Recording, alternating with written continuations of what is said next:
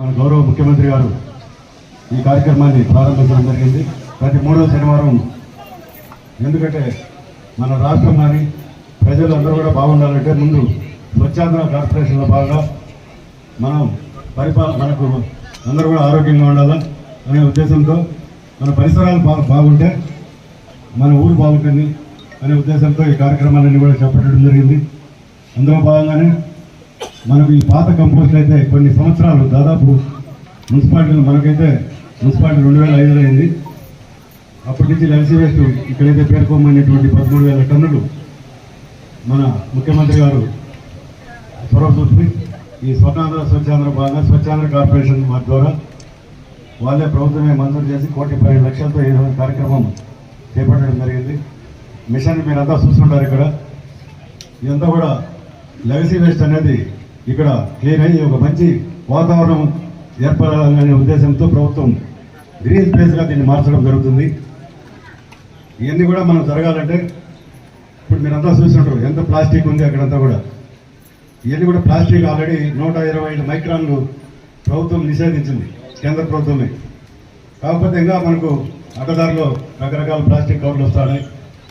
దాన్ని అన్ని కూడా నిషేధించాలంటే ప్రజలందరూ సహకరించాలా. ఇక్కడ మన కంపోస్ట్లో దాదాపు రోజుకు 20 టన్నుల చెత్త వస్తున్నది. 20 టన్నుల చెత్తను ప్రాసెస్ చేయాలంటే మనం 10 సంవత్సరాలు డబ్బులు లేవు.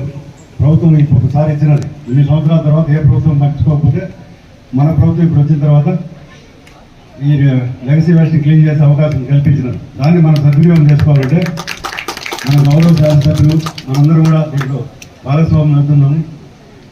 మహిళలు ఎందుకు మనం పిలిపేయడం జరిగిందంటే ఈరోజు ఏదైనా ఊరు బాగుండాలంటే మహిళలతోనే మనం ప్రారంభించాలి. అన్ని రకాలుగా ఇప్పుడు చూస్తున్నాం. డ్వాక్రా మహిళల ద్వారా మీ అందరికీ కూడా ఆన్లైన్ బిజినెస్ కావచ్చు, రకరకాల స్కీమ్స్ అన్ని కూడా మీ ద్వారానే వస్తున్నాయి. మీరందరూ కూడా ఇప్పుడు చేయాలంటే ఇంటి దగ్గర తడి చెత్త పొడి చెత్త మన వర్కర్లు కూడా ఇక్కడ పిలిపేయడం జరిగింది. వర్కర్లు కూడా మేము చెప్తున్నాం, ప్రతి ఇంటి దగ్గర ప్లాస్టిక్ ఉన్నటువంటి వస్తువులు ఏవి తీసుకోవద్దు. ఒకరోజు చెప్పి తీసుకొని సెగ్రిగేషన్ చేయండి. రెండో రోజు ప్రజలతో వాళ్ళతో చేయించి తీసుకోండి. ఎందుకంటే ఇక్కడ కంపోస్ట్ మనం వేసే పరిస్థితి లేదు, మిక్స్డ్ వేస్ట్ వేసేదానికి లేదు, ప్లాస్టిక్ను కూడా మనం చేసే ప్రయత్నం లేదు. తడి చెత్తను అయితే ఇప్పుడు ప్లాట్ఫారం అంతా అక్కడ వేస్తున్నాము. రోజు 10 టన్నులు తడి చెత్తను ప్రాసెస్ చేస్తే ఇక్కడ ఎదురుగా ఉన్నటువంటి ట్యూబ్ వాల్స్ ద్వారా ఎరువుగా తయారు చేసేది వాళ్ళు 2018 అప్పుడు మన గౌరవ శాసనసభ్యులప్పుడు ఉన్నటువంటి దాన్ని రన్నింగ్ మళ్ళీ పునరుద్ధరణ చేసి ఇప్పుడు రన్నింగ్ చేసినాము.